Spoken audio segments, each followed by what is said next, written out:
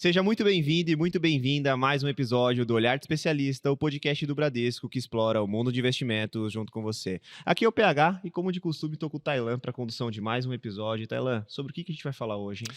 Fala, PH, tudo bem, pessoal? É o seguinte, antes disso eu gostaria de falar aqui para você que eu sempre fico com uma borboleta aqui no estômago quando a gente está com plateia. Hoje eu tô viu? com algumas, porque além de plateia, tem vídeo. Exatamente. Então hoje a gente está um pouco mais com borboleta aí no estômago, inclusive trouxe um convidado bastante especial por aqui. Antes disso, gostaria de ressaltar a respeito do tema. Hoje a gente vai tratar de um tema bastante especial e essencial, que é o planejamento financeiro de longo prazo e ou para imprevistos. Digo que o tema é essencial porque o tempo ele pode jogar muito a favor do investidor, nesse caso, favorecendo a composição do portfólio, juros sobre juros, enfim, aquela história dos juros compostos, e protegendo-o em um momento da vida em que ele pode precisar bastante e até mesmo protegendo ali os familiares e conhecidos do investidor em questão. Então, a gente vai tratar hoje sobre previdência privada, um assunto bastante importante. O nosso convidado, inclusive, já esteve conosco uma outra vez, Estevão Skripilic, diretor na Bradesco Vida e Previdência. Estevão, seja muito bem-vindo novamente ao nosso podcast. A gente tem uma regrinha por aqui que se você vier de novo, você vai pagar um almoço pra gente, tudo bem? Então, já esteja acostumado. Gostaria aqui que você já se introduzisse para os nossos ouvintes, falasse um pouco mais a respeito de você e muito obrigado por estar conosco. Tá bom. Primeiro, obrigado pelo convite. Eu acho que a gente tem uma conversa legal para falar sobre previdência privada, em especial nesse momento que vai chegando no fim do ano, também é sempre um momento importante para a gente tratar do tema. Então, falar um pouco quem sou eu rapidamente, né? Tenho 42 anos, tenho 3 filhos da mesma esposa, um de 14, um de 10 e um de 3 anos, então 3 meninos. Tem para todos os gostos, tem do adolescente, a criança, o mais bebezinho ainda. Tem alguns hobbies, então gosto de praticar esporte, gosto de jogar futebol. Minha formação é uma formação de economista, então fiz economia pela Universidade de São Paulo, graduação e mestrado, e fiz quase minha carreira completa aqui dentro do Banco Bradesco. Então comecei no banco, na área econômica, tesouraria, gestão de fundos multimercado na Bram, e mais recentemente, nos últimos 4 anos, estou dentro do grupo segurador, então da seguradora do Bradesco, e no último 1 ano e meio como diretor de previdência especificamente. Então já transitei um pouquinho em diversos segmentos e setores aqui do banco e da seguradora. E acho que hoje a gente fala de previdência, eu estou muito feliz no momento que estou na previdência. Acho que a previdência é um instrumento muito fácil de vender, porque é quase uma missão a gente falar sobre planejamento financeiro, sobre bem-estar financeiro ao longo da vida das pessoas, planejamento sucessório entre gerações, filhos, netos. Então, eu acho que a gente tem aqui um tema que é fácil da gente falar, é fácil da gente defender. Eu acho que é uma grande oportunidade de a gente esclarecer eventuais dúvidas que ainda continuem. Então, acho que é um pouco isso para a gente colocar a bola em jogo. Bacana, faz todo sentido. Uma pessoa que já passou por diversas áreas aqui do banco, já foi da Asset, já foi do DPEC, Departamento de Economia, agora está na Bradesco Vida e Previdência, acumulando bastante experiência.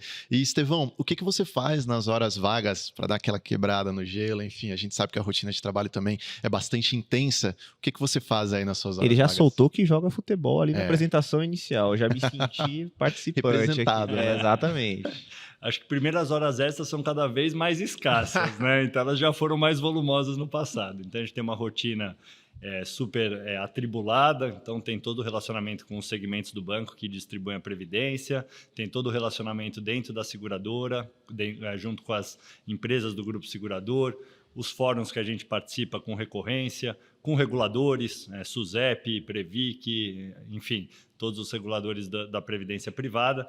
Então, sobra cada vez menos tempo, mas a gente tem que equilibrar a vida, né? E as minhas prioridades no equilíbrio, quando eu tenho um tempo disponível, a prioridade número 1 é dar um suporte para os filhos. Então, meus filhos praticam esporte, eu sou técnico de alguns deles no futebol.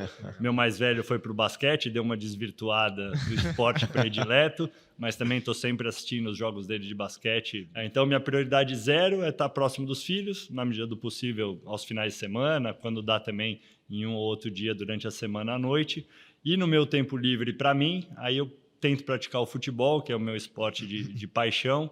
Então, sempre que dá, uma vez por semana, eventualmente 2 vezes por semana, quando sobra um tempinho, eu tento fazer meu jogo. Ontem eu joguei bola, por exemplo, estou mancando um pouquinho, mas é parte da vida. Acho que o mais importante é você buscar o seu equilíbrio, né? Assim, o trabalho é super importante, consome o nosso dia, muitas vezes é estressante até certo ponto, mas a gente achar esse refúgio, esses momentos para dar uma desligada, para estar próximo da família, dos amigos, acho que é essencial, e a gente combinar esse bem-estar financeiro, que é o que a gente vai tratar aqui, com o bem-estar de saúde mental, física e de relacionamento. Acho que esse é o ponto que a gente busca a todo momento na vida, né? Mas eu fiquei curioso da posição que você joga no futebol. Eu quero saber agora, pô. Você tava com camisa 9, 10, né? Exatamente. A posição originária é volante. Aí, de vez em quando eu jogo na zaga quando tá muito corrido o jogo, ou quando a idade já não permite mais competir tanto, aí eu vou recuado para a zaga. Mas a posição original é de volante. Poxa, bacana. E uma das coisas que ele comentou da paixão do futebol, realmente é interessante trazer esse equilíbrio, né? E você colocou muito bem, né, Estevão, de equilibrar a vida financeira com a parte mental. Acho que essa é a receita de bolo que muitas vezes é difícil da gente efetivamente seguir. Mas eu fiquei curioso também sobre a Bradesco Vida e Previdência, como que ela funciona, o que que ela é. Eu sei que no começo você já passou um pouquinho, mas puder dar uma aprofundada pra gente. Legal. Bradesco Vida e Previdência é uma empresa de 42 anos de existência.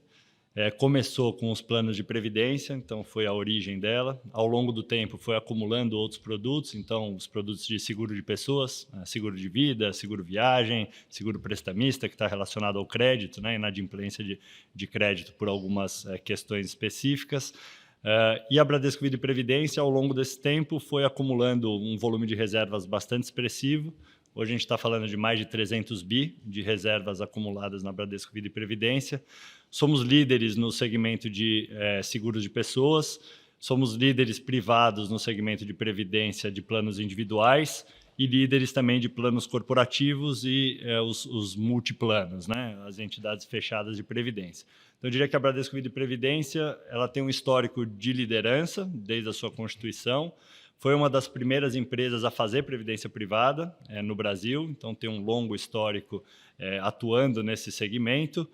E hoje nós somos em 700 funcionários diretos, além de todos os segmentos que distribuem previdência no banco e também os corretores que atuam em algumas linhas específicas de previdência. Então, uma companhia grande, uma companhia muito saudável do ponto de vista financeiro, de solvência, que já tem uma história bastante longeva.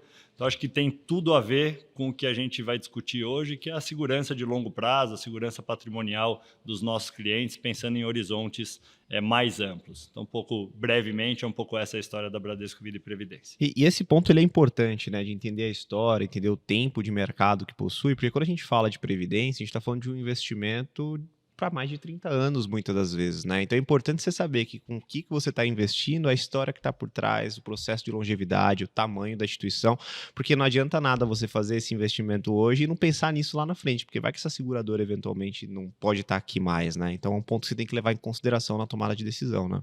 Acho que só também complementando um pouquinho dos nossos grandes números, o que mais nos orgulha hoje é, primeiro, atender mais de 13 milhões de clientes. Acho que esse é o nosso goal no final do dia, atender o maior número de pessoas possíveis, democratizar o acesso de previdência, seguro de vida, o máximo possível para a população brasileira. Então, 13 milhões de pessoas é gente pra caramba. E, além disso, o que a gente retorna para a sociedade. Então, quase 35 bilhões de reais por ano de pagamento de sinistros, de benefícios, de resgates de previdência, de renda para aposentadoria. Então, somos os maiores pagadores do Brasil também de benefícios, de seguros de pessoas e de previdência. Então, acho que essa é a nossa missão e acho que, de alguma forma, a gente tem sido exitoso ao longo do tempo de cumprir essa missão, de acessar cada vez mais gente e de prover essas pessoas de uma estabilidade financeira e de um equilíbrio financeiro adequado ao longo da vida. 35 bilhões é zero pra caramba, então. É bastante coisa, atendendo 13 milhões de pessoas no Brasil. É muita realmente gente. bastante relevante. Se você levar em consideração que a população economicamente ativa do Brasil é aproximadamente ali, uns 150 milhões de pessoas, mais ou menos. Mais ou menos isso. Enfim, você tem ali mais de 1/10 da população atingida pela BVP. É um número muito relevante. E aproveitando que a gente está falando de números e já vindo aqui para nossa pauta, Estevão, a gente teve um ponto quando a gente estava montando aqui o que a gente ia conversar, como que a gente ia guiar, que chamou muita atenção, que é que 1% apenas dos aposentados eles conseguem arcar com seus próprios custos. Isso foi um estudo feito por alguns cruzamentos de dados pelo IBGE e chamou muita atenção, porque o INSS é algo que efetivamente quem tem o regime CLT já tem isso garantido, entre aspas, ali quando chegar no período de aposentadoria, mas por esse número, né, já fica provado que só isso não basta. Né? Eu queria saber por que você acredita que tem essa dificuldade do brasileiro em pensar na aposentadoria, ou seja, pensar que às vezes só o INSS não é o suficiente, né? Acho que tem alguns temas aqui, né? Acho que o primeiro deles, a gente vem passando por uma transformação demográfica muito acelerada. Então, meus pais, eu tenho hoje um pai de quase 80 anos de idade, minha mãe 65 anos, eu tenho certeza que hoje eles olham e falam, putz, eu não esperava estar tão bem com a idade que eu tenho hoje em dia e imaginar que eu vou além, né? Vou ainda mais longe. Então, acho que tem uma questão de longevidade. Acho que todo mundo se preparou para viver X e está vivendo X mais 10 anos, X mais 15 anos. Então, aqui acho que não é nem uma coisa irracional de, olha, não me preparei bem, é que, na verdade, eu imaginava que ia viver menos do que eu realmente vou viver, graças a Deus. Essa é a parte boa. A parte ruim é que você vai ter que lidar um período mais longo de tempo com a sua aposentadoria, com um período não laboral, digamos assim, que você não está a pleno vapor no mercado de trabalho. Acho que essa é a primeira questão.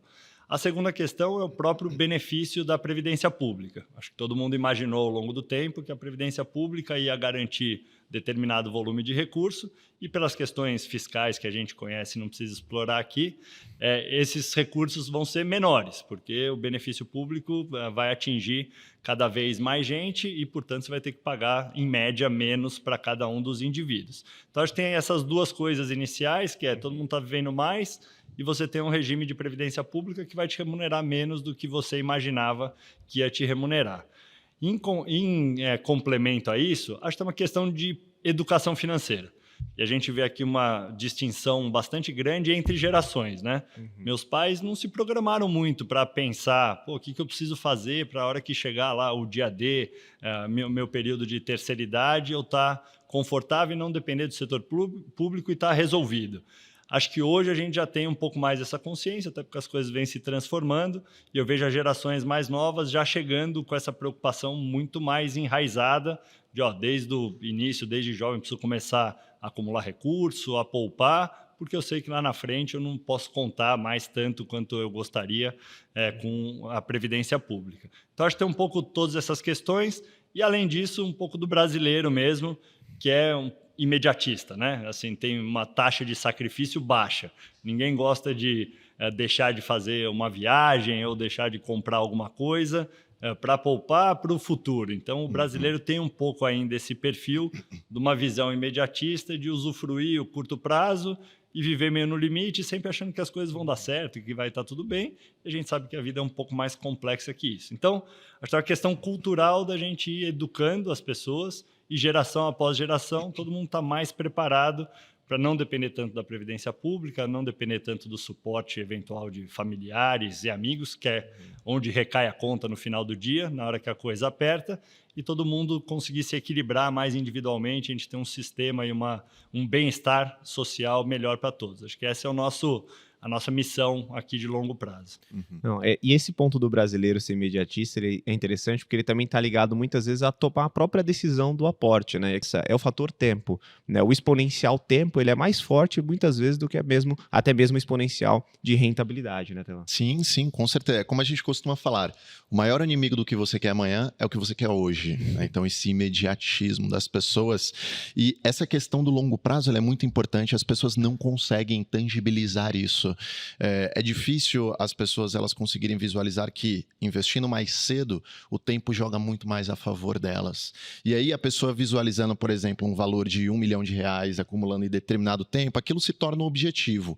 E quando o objetivo ele é forte o suficiente, o porquê ele se torna um pouquinho mais fácil. Então, para algumas pessoas, observar aquele objetivo, aquele valor em questão, e você mostrar para ela, olha, você consegue acumular tanto se você começar a poupar agora, e você com certeza vai ter que poupar bem menos mensalmente, né? Utilize o tempo a seu favor, né? Isso é muito importante. Agora, Estevão, fala aqui pra gente, qual que é a diferença da Previdência social, com a previdência privada? Enfim, como que uma pode complementar a outra? A gente sabe que a previdência social tem um seu determinado limite, na questão de proteção, na questão de pensar mais no longo prazo. Enfim, se você puder estruturar esse assunto aqui para a gente. Tá bom. São duas coisas bem distintas e complementares, né? A Previdência Social, o regime de Seguridade Social do Brasil, foi construído num regime de mutualismo. O que significa isso? Os jovens contribuem para pagar a aposentadoria ou dos idosos ou alguém que teve alguma doença que não possa trabalhar. Então, é um regime quase de um acordo intergeracional entre aqueles jovens que contribuem e os idosos que se beneficiam. Então, essa é a diferença para a previdência privada, onde você tem um regime individual. Então, o Estevão fez a contribuição lá para um plano de previdência privada, o recurso é do Estevão e quando ele for fazer o resgate ou a conversão em renda, é um recurso que está direcionado para ele, para quanto ele acumulou ao longo do tempo, seja num plano individual, seja num plano corporativo que as empresas também oferecem e que tem a cotização individual de cada pessoa dentro do plano corporativo. Então, acho que tem essa grande diferença. No sistema público, você está compartilhando com um monte de gente um risco do sistema, quanto que vai dar para pagar para todo mundo no final das contas, e muito provavelmente aquele que está contribuindo, que é uma fração da população total, não vai ter o benefício integral, porque ele vai ter que contribuir também por aqueles que não contribuíram ao longo do tempo, que vão ter uma remuneração também mínima associada à Previdência Social. Então, eu diria que a Previdência privada ela é um esforço complementar, sabendo que a Previdência Pública não será suficiente. Hoje, o teto da Previdência Pública é um pouco acima de R$7 mil. Isso se você contribuir por um longo período de tempo, de 20 a 65 anos, sem interrupção, no mercado formal de trabalho, com um salário elevado. Então, se tudo der certo, melhor dos mundos, R$7 mil e poucos você vai receber ao longo da sua vida pela Previdência Pública, bruto. Líquido menos do que isso. Então, assim, esse é o melhor dos mundos. A média de remuneração do sistema público é um pouco abaixo de R$2 mil. Então, essa é mais a realidade de todo mundo. Quanto você pode contar na média hoje com o sistema público? Em torno de R$2 mil. Isso dá um pouco a dimensão da importância de você ter fonte complementar de renda. E aí a previdência privada talvez seja o instrumento mais poderoso como fonte complementar de renda de longo prazo, pelos atributos de tributação favoráveis, ausência de come-cotas, facilitação sucessória, que depois a gente pode até explorar um pouquinho, mas acho que é um pouco isso. Assim, as duas fontes são complementares. Normalmente você parte do que você imagina que vai ser a sua previdência pública, que está mais ou menos garantido, mesmo que o mínimo, e aí você vai ver o esforço complementar que você vai precisar na previdência privada, que é um dos instrumentos mais eficientes para fazer esse complemento. Uma média de R$2 mil por pessoa na Previdência Social. É realmente um valor que é levemente superior a um salário mínimo, um pouco superior ali. E principalmente quando a gente trata das grandes capitais, grandes capitais, em geral, têm um custo de vida bastante elevado. Então, a gente pode, sim, levar em consideração que é necessário um complemento nesses R$2 mil na média. Ainda levando em consideração, por exemplo, que o nosso sistema de previdência social, a todo momento, ele passa por reformas. Então, as pessoas aqui no Brasil, elas estão vivendo mais, a medicina está avançando, as pessoas estão se cuidando. Necessariamente, nesse sistema que você mesmo informou, que as pessoas que estão na base, elas têm que trabalhar para contribuir para as mais idosas, necessariamente terão mais idosos na população, que no Brasil é uma questão de evolução, uma pirâmide etária, né? Se a gente observar, por exemplo, dos países desenvolvidos, tem muito mais idosos na população. É uma tendência acontecer isso aqui no Brasil também, e gradativamente as pessoas elas terão que se aposentar mais tarde, 65, 67 anos, 70 anos e aí por diante, porque senão o sistema ele pode entrar em um colapso. Não, e uma outra coisa também ainda nessa linha, né, é que as pessoas elas pensam muitas vezes que não, quando eu ficar idoso, meu custo de vida ele vai reduzir. Só que até a gente conversou aqui, né, Estevão, o custo ele troca de bolso, né? Porque, na verdade, você, quando fica mais idoso, você tem muitas vezes custo com saúde, que sobe consideravelmente. Às vezes você tem o neto, ou Sim. os netos, né? Que você, eventualmente, ali tem a parte de presentes, de cuidados e tudo mais. Então, na verdade, o seu custo de vida, ele se mantém, ou muitas vezes ele aumenta, se mostrando cada vez mais necessário ter um plano complementar à aposentadoria social, né, Tevão? Acho que aqui tem algumas questões que vocês trouxeram que são muito relevantes da gente abordar.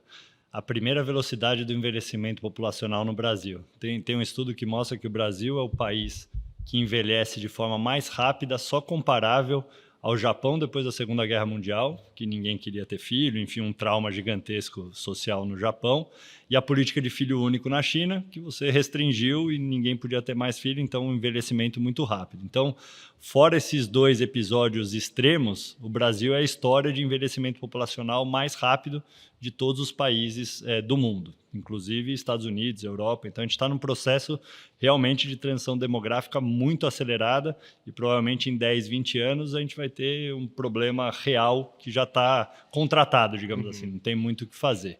Em relação ao custo de saúde, é bastante interessante, porque a gente sempre tem a intuição que conforme a tecnologia melhora, as coisas deveriam baratear.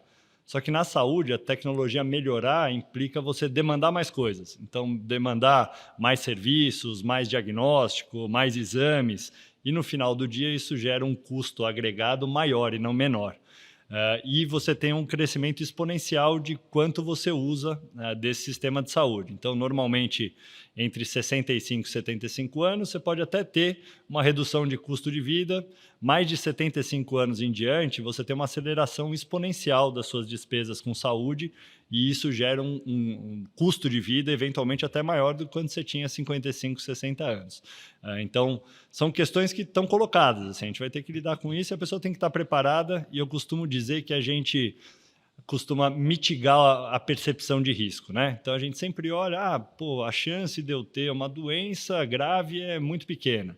A chance de eu bater o carro é muito pequena, a chance de ter alguma coisa com a minha casa é muito pequena. Agora, se acumular todas as chances pequenas e multiplicar essas probabilidades, a chance de algum evento ruim acontecer ao longo do tempo e você precisar ter uma reserva ali para fazer frente a esse evento que você não sabe qual é, ela não é tão imaterial assim. Então, a gente tem que estar preparado, porque a vida, as surpresas acontecem, você não sabe de onde vem, não sabe quando vem. Então, você ter essa precaução é algo que te dá conforto de deitar a cabeça todo dia no travesseiro e saber se acontecer alguma coisa com você, com um familiar próximo, você ter o conforto de lidar bem com aquela situação e sair com um equilíbrio financeiro e de saúde razoável ao longo do tempo. Uhum. Não, as pessoas elas têm que ter ideia, enfim, da importância dessa questão do planejamento de longo prazo. Porque, assim, por exemplo, o Estevão falou aqui que as pessoas, quando vão ficando mais velhas, claramente isso é questão de idade, elas vão tendo mais problemas. Eu digo pelo meu pai, o meu pai tá com problema, velho tá lá com problema de joelho, entendeu? Eu tenho que gastar uma grana com ele. Outro ponto, as pessoas estão tendo menos, por exemplo, na nossa idade aqui, as pessoas estão tendo um planejamento maior a respeito, por exemplo, de criação de filhos. Então, muitos casais estão optando por não ter filhos, alguns casais optam por ter apenas um, no máximo 2, em função dos custos, que são muito elevados, até porque todo mundo gostaria de dar a melhor educação possível para os seus filhos. Logo, a gente está falando de menos pessoas que irão entrar nessa população economicamente ativa para contribuir no sistema de INSS. Então, a gente está falando de possivelmente um sistema que vai exigir ao longo do tempo mais reformas e as pessoas elas vão ter que se aposentar um pouquinho mais tarde, eventualmente reduzindo ali o salário que a pessoa recebe ali mensalmente, né, da Previdência Social. Enfim, o Estado ele também tem que manter as suas contas públicas fechadas. Enfim, tudo está apontando para que a gente está caminhando para um cenário que a gente deve se planejar mais e é por isso que eu considero tão tempestivo esse assunto, né? E até falaria aqui, Estevão, se você puder explorar um pouco mais sobre as características da previdência privada. Então, por exemplo, falar do PGBL, né, que é uma característica que existe, um tipo de plano que existe, e como que a gente poderia se aproveitar disso neste final de ano, como que isso poderia se encaixar, por exemplo, no planejamento financeiro, né? Tá bom, então vamos separar os 2 tipos de plano, né, de previdência mais comuns, PGBL e VGBL, né, P de pato e V de vida.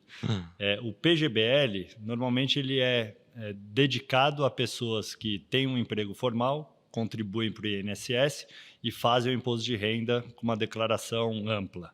Então, nesse caso, você pode usar o PGBL como uma dedução da sua base de tributação. Então, se você fosse pagar até 12%, então, se você fosse pagar R$1.000, a sua base tributável fosse R$100.000 no ano, você poderia até R$12.000 deduzir dessa base tributável, então fazer um aporte em PGBL de R$12.000, e aí a sua base de tributação sai de 100 mil para 88 mil, e aí aplica a alíquota, você vai ter uma economia que pode chegar a 3,5% do volume de impostos que você pagaria.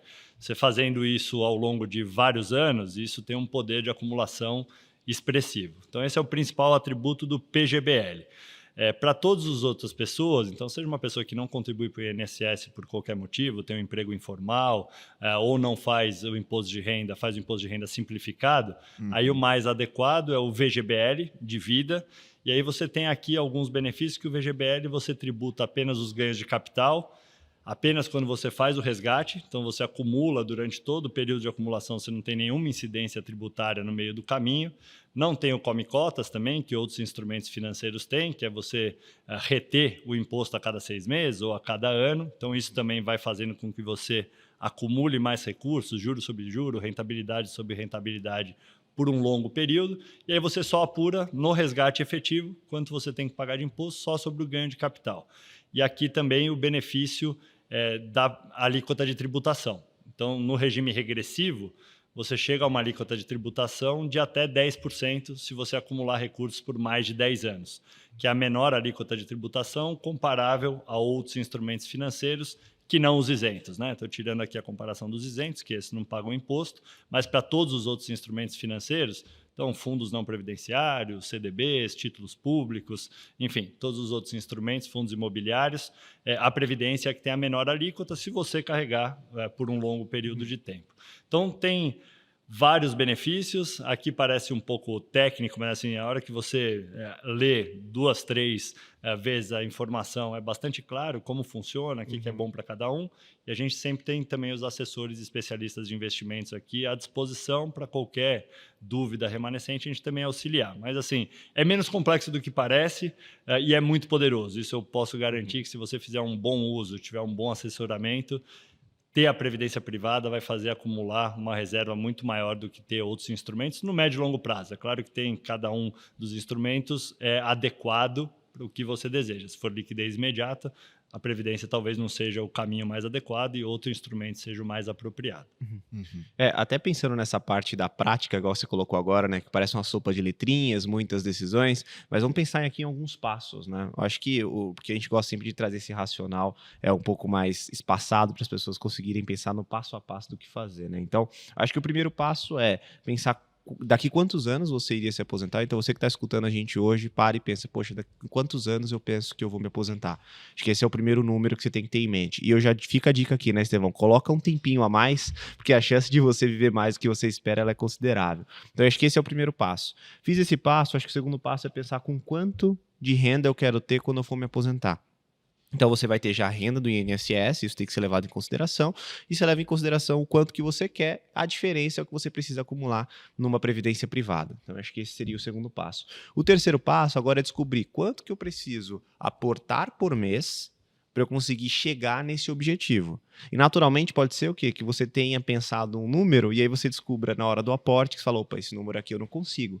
Então você já tem que se preparar eventualmente para se aposentar com um valor menor. Isso é importante, porque faz parte ali do seu planejamento. Depois de tudo isso, aí você chega nessa decisão que tá bom, agora eu sei o tempo, eu sei o valor que eu preciso contribuir por mês, agora eu preciso decidir qual tipo de plano que eu vou escolher. E aí o Estevão colocou bem, né? Se você faz uma declaração completa de imposto de renda, você tem o plano PGBL, que deduz até 12%, e se você não faz uma declaração completa, você tem um plano VGBL. Nada te possibilita de ter os dois. Você usa o PGBL para conseguir o tributo fiscal, e do outro lado, você também pode usar o VGBL para complementar, dependendo do valor que você pensa na tua aposentadoria, né?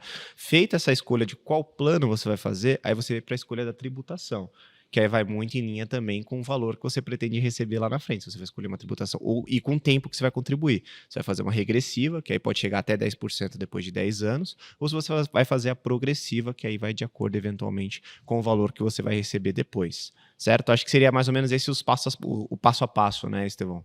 É isso mesmo, você foi muito bem no passo a passo. Acho que poderia só complementar com duas coisas. Claro. A primeira é que a previdência ela não é exclusiva só para aposentadoria. Você pode ter outros objetivos no meio do caminho. E aqui falar, só dar um exemplo adicional, de repente você quer financiar a faculdade do seu filho. Você pode contribuir desde que ele nasceu, contribui com um pouco por ano, por mês, enfim, durante 21 anos ou 18 anos, quando ele for começar a faculdade, faz um plano de previdência para jovens, já no CPF do filho. E aí você tem esse benefício de acumular durante 18 anos, então você vai ter a menor alíquota possível, destinado lá a pagar a faculdade do filho, você sabe mais ou menos quanto custa, dá para você se programar bem, e pode ser um fundo que até o seu filho, quando for fazer o resgate mensal para pagar a faculdade, se ele não tiver outra renda, ele vai estar até isento, a depender do valor. Você tem o benefício tributário de acumular e o benefício tributário do filho, a hora que ele faz o resgate para pagar a faculdade, de eventualmente ser isento ou pagar pouco imposto também. Então, tem toda essa engenharia de qual é o seu objetivo, qual é o melhor instrumento, e acho que é para isso que a gente está aqui, para tentar auxiliá-los. Acho que esse é um ponto complementar. E um segundo ponto é, ao longo do período de acumulação, que tipo de fundo você vai estar alocado ou quais fundos você vai estar alocado. E acho que tem um pouco de você entender o perfil de cada cliente, qual a tolerância a risco, porque na Previdência também a gente tem múltiplos tipos de fundos, né? Tem para todos os gostos, do conservador na renda fixa ao fundo mais arrojado de ações, diversificação global, tem para todos os gostos. Então também acho que no meio do caminho, quem é você, qual a sua tolerância a risco, para você fazer essa gestão de alocação em fundos de previdência mais eficiente possível também ao longo do tempo. Boa, boa. Colocar esse corte para a Sofia daqui a alguns anos. Exato. Não, então eu quero dar um exemplo prático aqui, porque é o seguinte, aproximadamente, acho que foi uns 3 anos atrás, eu ouvi a minha colega, que inclusive já participou aqui conosco do Olhar de Especialista, a Maria Flávia, falando a respeito de como você poderia utilizar a Previdência para você ter um benefício fiscal, enfim. E aí eu fiz isso com a Sofia, minha filha. Ela tem 2 anos. Eu pretendo pagar, por exemplo, a faculdade dela com o recurso que eu vou acumulando ao longo do tempo com a Previdência. Hoje ela tem 2 anos. Digamos que ela entre na faculdade com 20 anos, por exemplo, daqui 18 anos. Então, eu faço um plano, como eu faço a declaração completa, eu contribuo com o PGBL, obtenho o benefício fiscal muito bem citado aqui pelo Estevão.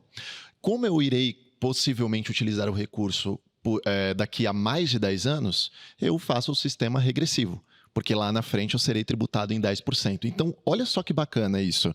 Eu consigo contribuir em um investimento que a tributação ela é baixa, em 10%, eu consigo ter um benefício fiscal, retirando ali da minha base do imposto de renda, eu consigo definir a diversificação de portfólio, porque como é para longo prazo, eu posso utilizar isso ao meu favor, então eu faço um portfólio 60-40, coloco 60% em renda variável, 40% em renda fixa. Como é para longo prazo, renda variável tem mais espaço para as oscilações de curto prazo, eu não ligo muito para aquilo, já que é voltado realmente para um prazo mais longo, e não tem come-cotas. Isso é muito incrível. Come-cotas é algo que existe em maio e novembro na maioria dos investimentos. Quem investe, enfim, deve saber a respeito disso, e a não incidência nisso em um plano de previdência contribui bastante. E aí, Estevão, você falou que previdência não é apenas para aposentadoria. Existe também outras finalidades. Eu gostaria de entender aqui com você para quem deve considerar um plano de previdência privada, né? Uma pessoa jovem, uma pessoa de meia idade, uma pessoa mais velha, quem poderia considerar um plano de previdência privada? A gente costuma brincar que a Previdência é um instrumento democrático e serve para todos. Então, cada um com seu objetivo.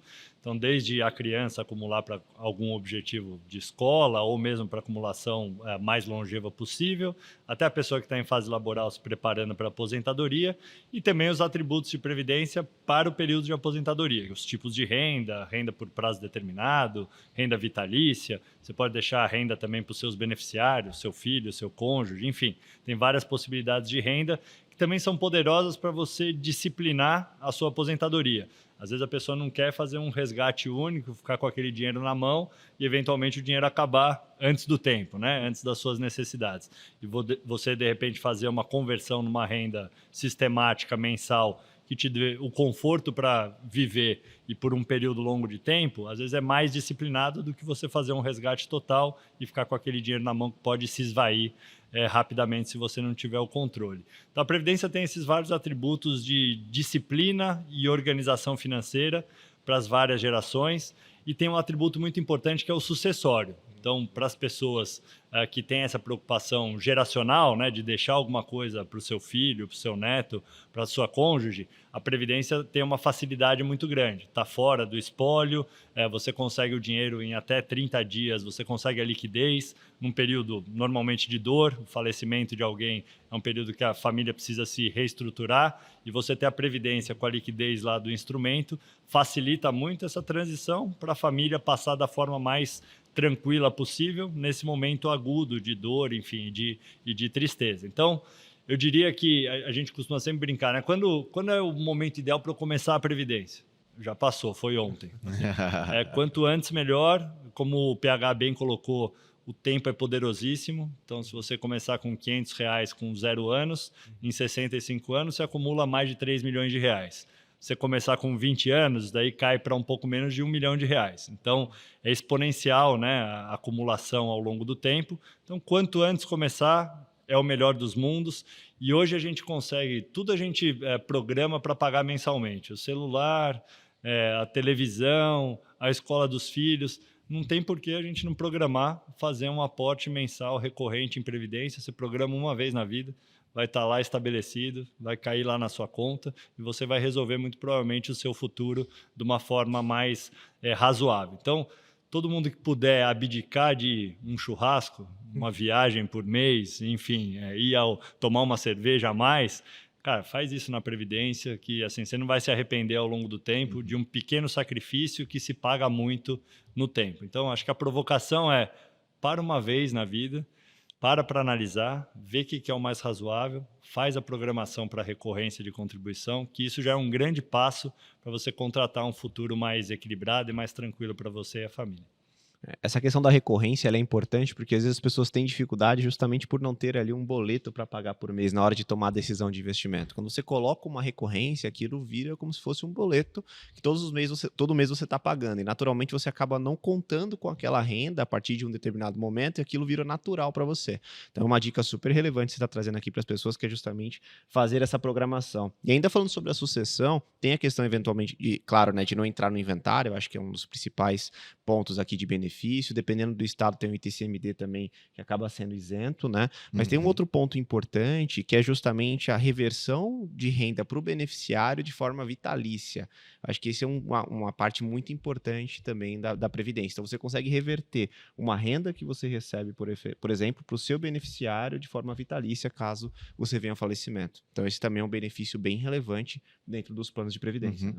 Vitalícia, ou por um prazo certo, ou você pode simplesmente resgatar todo aquele recurso e utilizar a sua maneira, que algumas pessoas também acabam fazendo. Mas, assim, isso que o Estevão falou sobre o momento ideal para começar é ontem, eu acredito muito nisso, porque assim, eu comecei a contribuir com a Previdência e quando você vê o recurso entrando ali no investimento, e aí você vê ele entrando no próximo mês, você vê o seu dinheiro crescendo, aquilo é prazeroso, aquilo é legal, você consegue tangibilizar aquilo na tela do seu celular. Então começa, é bacana, você vai contribuindo, você vai vendo aquele valor crescendo, aquilo lá vai te dando prazer, e às vezes eu fico até ansioso para quando chega o início do mês eu conseguir investir, porque tem aquela frase que o pessoal fala, né, que é muito importante.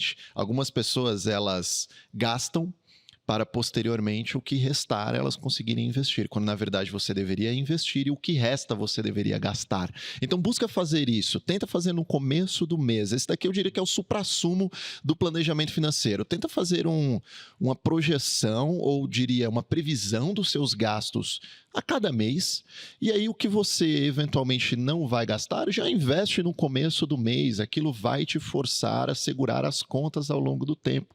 E aí vai fazendo isso em 1 ano, 3, 4, você vai vendo que vai dar um resultado bem bacana, e é sim prazeroso, é bem legal. Eu vou fazer um corte disso e mostrar para minha esposa, viu? Espero que ela também consiga ter esse costume. Eu queria puxar um outro ponto importante, que é a evolução da indústria de previdência que a gente teve ao longo do tempo, né? Porque ela tem todos esses benefícios, mas muitas vezes por conta da legislação que a gente tinha no país, isso é um ponto importante, pessoal, é legislação, tá? Então, por conta da legislação, os fundos eles não tinham liberdade para montar portfólios, por exemplo, igual você tem em outros produtos de conta corrente. Exemplo dos fundos de investimento tradicionais, que tinham, né, mais liberdade para alocação de carteira, e a Previdência ela era um pouco mais engessada nesse sentido, né? Só que nos últimos anos, essa legislação ela mudou, né, Estevão? Eu queria que você comentasse para a gente como é que foi essa mudança. É um bom ponto, assim, a gente tinha a percepção de que a Previdência tinha fundos mais antigos, mais conservadores, eventualmente até mais caros do que os outros instrumentos financeiros, e a gente teve uma mudança radical de 4, 5 anos para cá, Primeiro, iniciada por mudanças de regulação e de legislação. Então, os fundos de previdência hoje têm uma liberdade muito similar aos fundos não previdenciários. Então, aumentou a capacidade de exposição à renda variável, de exposição no mercado internacional. Isso ampliou a capacidade de diversificação dos portfólios, também no uso do instrumento de derivativos, então mais relacionados à chamada de margem e menos ao total de exposição, que também dá mais liberdade para os gestores. Então, sem entrar muito na técnica de cada medida, acho que o mais importante os fundos previdenciários hoje são muito semelhantes aos fundos não previdenciários e com todos os benefícios que a gente já colocou aqui, de come-cotas, tributários, que fazem a potencialidade da previdência em relação aos outros instrumentos. Além disso, e como resultado disso, a gente teve um lançamento colossal de fundos previdenciários nos últimos anos. Hoje a indústria, 40% do patrimônio está alocada em fundos lançados nos últimos 5 anos, o que demonstra essa migração e essa transformação rápida da indústria. Na BVP isso é até maior, mais de 60% das nossas reservas hoje estão alocadas em fundos que foram recém-lançados nos últimos 4, 5 anos. Então, acho que mostra muito desse amadurecimento legislativo, desse amadurecimento regulatório, de como a Previdência ficou mais competitiva até certo ponto e como um instrumento que já era poderoso pelos outros atributos agora está potencializado por você ter vários tipos de fundos, vários tipos de estratégia, vários tipos de gestores. Então, hoje, os melhores gestores do Brasil operam Previdência e têm o veículo de Previdência invariavelmente muito similar aos veículos não previdenciários. E aqui, qual que é o limite, né? Então, o que tem de diferente da Previdência em relação aos outros fundos? O limite é que o regulador de previdência ele tem um zelo para você não ter perda de capital. Então, no final das contas, o limite da previdência hoje é você tentar deixar quase zero o risco de você ter uma chamada de capital do cotista, o que pode acontecer em outros instrumentos financeiros. Então, o legislador hoje ele tem essa limitação na cabeça. Eu flexibilizei bastante as normas, mas o meu limite é que nunca você tenha que chamar um cotista de previdência para aportar recurso, porque houve uma perda financeira descontrolada, etc, etc. Acho que é um pouco esse o limite, mas é mais do que suficiente para a gente ter instrumentos muito satisfatórios de alocação e que, enfim, agreguem muito valor ao longo do tempo para os cotistas. Tanto que muitos desses veículos têm uma relação muito alta com aqueles outros veículos tradicionais, ou seja, o mesmo produto de conta corrente, quando ele passa para a Previdência, você vai olhar a performance, né, ela fica uma performance muito parecida, e isso foi um ganho, assim, estratosférico, pensando na indústria de Previdência privada como um todo. Tem mais um benefício que a gente não comentou ainda, mas que eu acho que ele é muito importante, que é o benefício da portabilidade, né? Então, a gente vive no Brasil, um país emergente que passa por mudanças de ciclo econômico com bastante frequência. A gente está vivendo uma nos últimos 1 ano e meio, 2 anos, né? E a Previdência ela tem essa possibilidade de você conseguir trocar o plano sem você precisar resgatar. Ou seja, você consegue sair, por exemplo, de um fundo que você está e migrar para outro sem precisar fazer o resgate e tomar o ônus tributário, né? Isso é incrível. Você sai de um investimento e vai para outro e não paga imposto. Você, por exemplo, está em uma previdência de uma casa A, eventualmente você pode não estar satisfeito com esse produto, você pode migrar para uma casa B com a maior facilidade do mundo e não vai precisar pagar tributação por isso. Então, isso é um benefício incrível da Previdência. O Estevão falou aqui a respeito de os melhores gestores do Brasil estarem realizando também produtos de Previdência, melhores gestores que inclusive já vieram aqui no Olhar de Especialista. Além próprio, claro, da Bradesco Asset, aqui da nossa casa, que realiza a gestão de diversos produtos. A gente está falando aqui de Verde, tem produto de Previdência, Ibiúna, Absolute, casas que já vieram aqui conosco, gestores que já são conhecidos pelos nossos ouvintes, que fazem gestão desses produtos, também contribuindo para o seu longo prazo. Então, isso é muito bacana, contribuindo aí também com essa questão da diversificação, da portabilidade, de não ter come-cotas, enfim. Existem diversos benefícios aqui envolvidos e o Estevão citou algo também que eu acho essencial. A questão de, por exemplo, você está passando por um momento difícil na ausência de uma determinada pessoa que se foi, e é um momento muito difícil para você conseguir trabalhar essa questão da sucessão patrimonial, não é mesmo? Muitas vezes tem que pagar honorários advocatícios, o que acaba se tornando algo bem complicado, e a Previdência, enfim, na época que eu também já atendi ali alguns investidores, eu via o recurso ele ser distribuído em menos de um mês para familiares, amigos, esposa, enfim, na maior tranquilidade possível. Então, isso também é algo super importante que as pessoas devem também levar em consideração. Não, sim. Na questão da portabilidade, se me permite Claro, só um Estevão. complemento aqui, PH, é importante a gente reforçar, né? A Previdência, você tem um plano de Previdência que compra um fundo. Diferente dos fundos não previdenciários, que você compra direto o fundo e qualquer movimentação que você tem que fazer, você resgata e aporta num fundo. Aqui você tem um plano que compra fundos, então o plano está intacto. Então, se você fizer portabilidade dos fundos que você compra ao longo da vida, não incide nenhuma tributação nessa movimentação de resgate, aporte, digamos assim, da portabilidade de um fundo para o outro. E isso é muito poderoso porque você não tem incidência tributária no meio do caminho, você vai acumulando recursos ao longo do tempo. E, além disso, o processo para uma portabilidade é muito simples. Hoje, no aplicativo, você faz portabilidade de um fundo para o outro em 2, 3 cliques, enfim, uma coisa super simples. Então, você tem essas facilidades, tanto tributárias quanto operacionais mesmo, que tornam a Previdência, acho que também, um instrumento muito flexível, e que é muito importante para mudanças de cenário, a coisa mudou rapidamente, você fazer uma realocação e, no meio do caminho, sobreviver bem a tempos e movimentos do mercado que estão sempre nos surpreendendo. Bacana.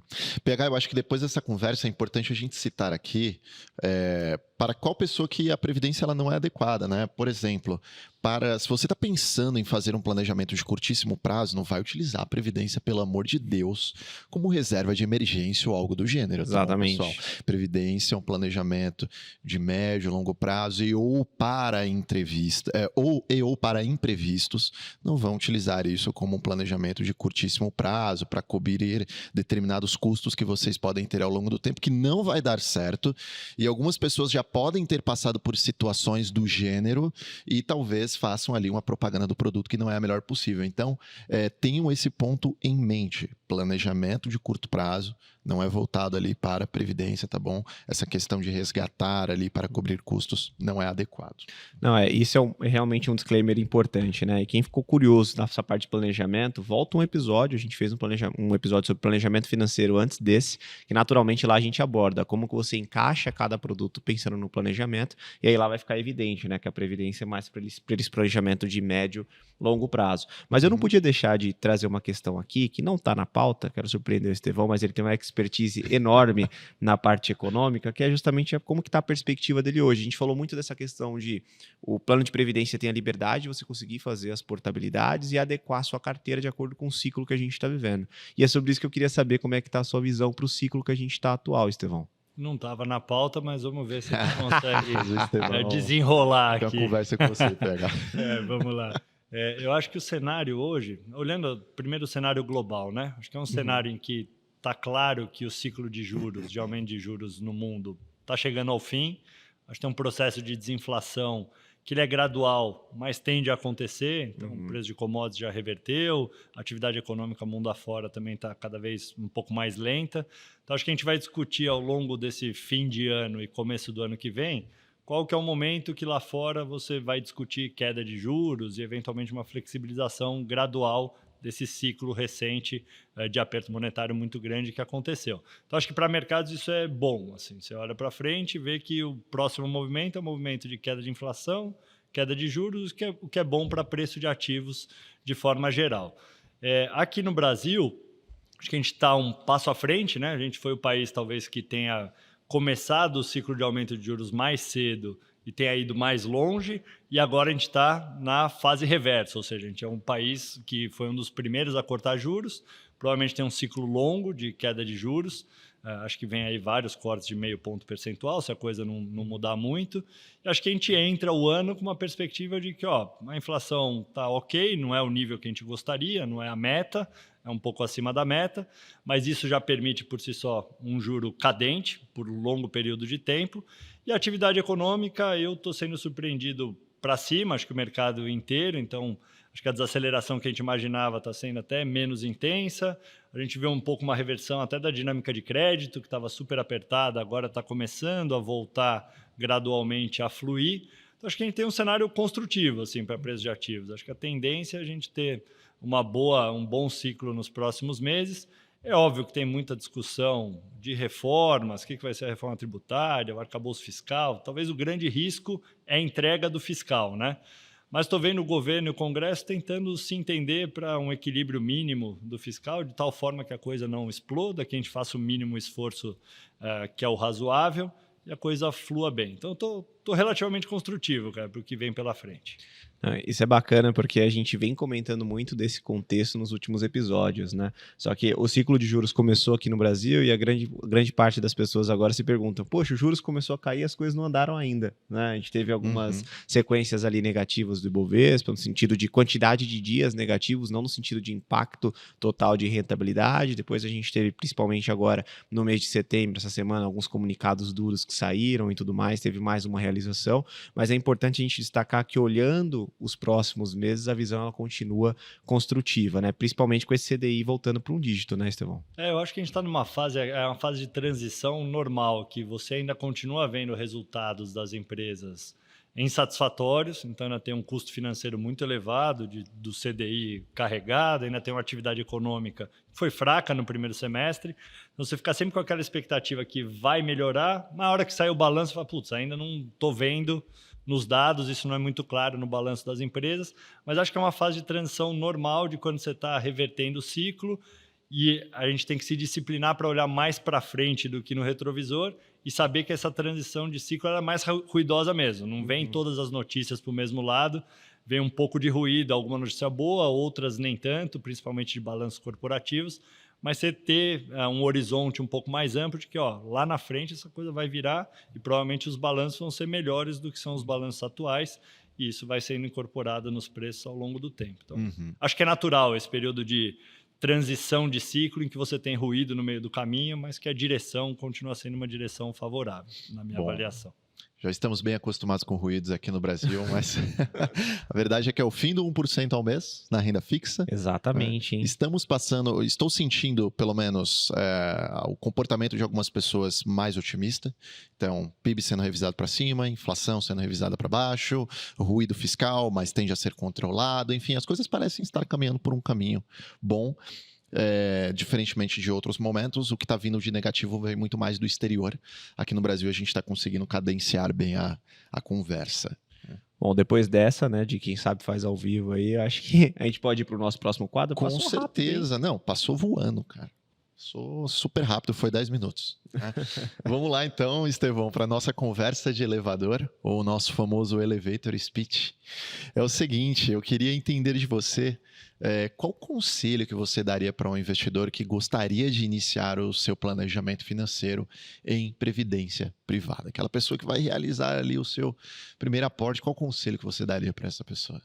Acho que é um reforço do que a gente conversou até aqui, né? Acho que o primeiro conselho é comece o mais cedo possível, de preferência hoje, se for o caso. O segundo conselho é entenda o seu momento, então qual é o seu objetivo, qual é o seu horizonte de investimento, onde você quer chegar, em que valor.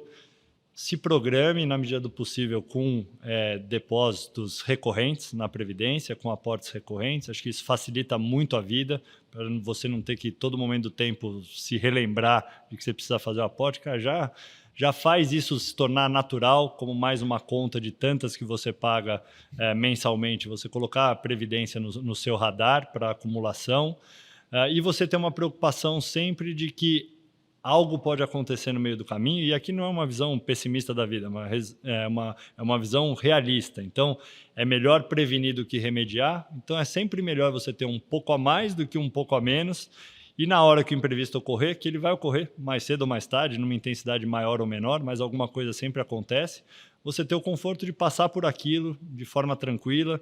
E tem uma coisa que a gente explora pouco, que é como o estresse financeiro influencia o estresse de saúde mental das pessoas. Então, a gente costuma dissociar as discussões, mas você ter um equilíbrio financeiro e uma tranquilidade financeira é comprovadamente um elemento de menos estresse, de menos doença, de menos instabilidade de saúde. Então, você também pensar por esse lado de bem-estar da sua própria saúde física e mental, o elemento financeiro é um elemento relevante, que às vezes a gente dá pouco peso, para pensar pouco, mas certamente influencia demais. Então, a gente vê as pessoas que passam por dificuldades financeiras, como isso influencia no dia a dia da pessoa, no estresse, dorme mal, come mal, enfim, depressão, enfim, várias consequências que vão se desencadeando por você não ter pensado bem no seu dia a dia financeiro. Então, acho que a dica é um pouco essa, é mais uma dica preventiva. Acho que a gente está aqui como missão de construir uma condição financeira equilibrada e saudável, e acho que o nosso papel é ajudá-los, e sempre que preciso, consulto especialista de investimento. A gente está aqui para isso. Uma outra coisa que ele falou que é muito importante é a parte da proteção, né? Porque eu acho que a nossa vida ela é uma constante gestão de riscos, né? Então toda hora você está gerindo riscos e às vezes você nem percebe que está fazendo essa gestão. Então você conseguindo ter essa proteção, essa tranquilidade da parte do patrimônio que você está acumulando muitas vezes, porque às vezes a pessoa pensa assim, poxa, eu comprei uma casa, tranquilo, não preciso fazer mais nada, mas aí você precisa proteger aquele patrimônio, porque vai que acontece alguma coisa, né? Então você tem que estar protegendo isso para te dar liberdade de tomar riscos em algumas outras partes da vida. Então essa parte da proteção que vem com parte de todo esse planejamento, tanto de previdência quanto de sucessão, ela é muito importante, né? E vindo para a segunda questão aqui, Estevão, a indicação de um livro, paper, filme, série, enfim, um relacionado ao mercado financeiro e um fora desse contexto. Eu vou trazer, assim, fora do contexto, vai ser meio fora do contexto. Então, você quase 2 livros relacionados, um à economia e outro ao mercado de seguros. Então, tem um livro que chama Mission Economy, de uma economista italiana, chama Mariana Mazzucato.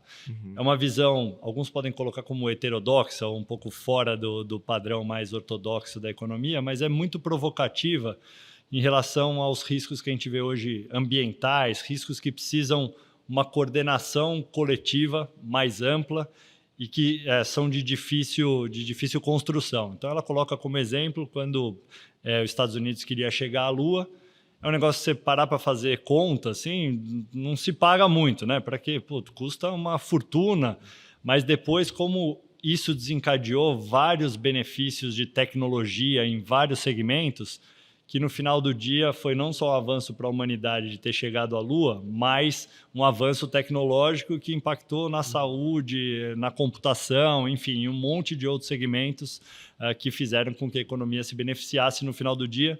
Não era o seu objetivo inicial, mas que você consegue ter um benefício comum mais amplo. Então, colocar a questão ambiental, que talvez seja mais emblemática hoje em dia, mas acho que a longevidade também é outra. Assim, como é que a gente consegue construir soluções coletivas que talvez individualmente a gente não consiga dar soluções para que a coisa funcione bem, para que a gente mitigue o risco ambiental, a gente continue tendo uma economia saudável e do ponto de vista de longevidade a mesma coisa, né? Que políticas públicas podem ser pensadas, eventualmente até de forma supranacional. Então, acho que a questão ambiental não depende de um país fazer, todo mundo tem que estar engajado em fazer junto, e você deixar meia dúzia de países fora, eventualmente não soluciona o problema. Então, é um livro super provocativo e bem interessante. E o segundo livro é Seguro e Previdência, Ciclo da Criatividade e da Prosperidade.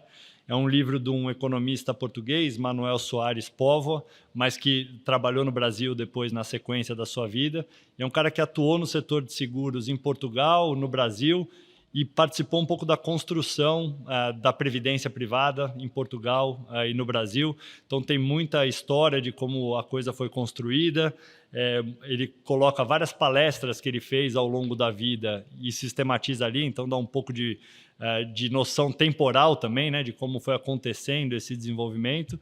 E é um cara super instigante e provocativo. Então, para quem não conhece nada de seguros e tem curiosidade de saber como a coisa evoluiu e quer entender um pouquinho também a história do seguro aqui no Brasil, é bastante interessante. Aí você vai no ponto que você quiser, a palestra que você quiser, não precisa ler o livro inteiro, que é um catatal grande, mas é bem interessante. Para quem tem interesse na história dos seguros aqui no Brasil e um pouco da Europa, é um livro bem enriquecedor também.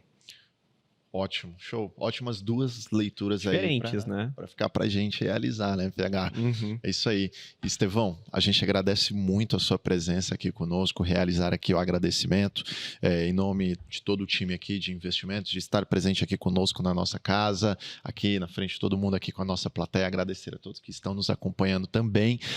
Sei que também não é fácil para você disponibilizar aí aproximadamente 2 horas do seu tempo, sair daquela rotina louca, intensa que você tem aí no seu dia a dia, lá na diretoria da Bradesco Vida e Previdência, mas apenas agradecer por mais uma vez você estar aqui conosco. Não, foi um prazer, Tailan e PH, podem chamar sempre. Eu sou meio arroz de festa, né? Só chamar que eu apareço. Então, agradecer o tempo também. Acho que a gente tratar um tema de previdência que é sempre relevante e me colocar à disposição aqui sempre que precisar, é só chamar.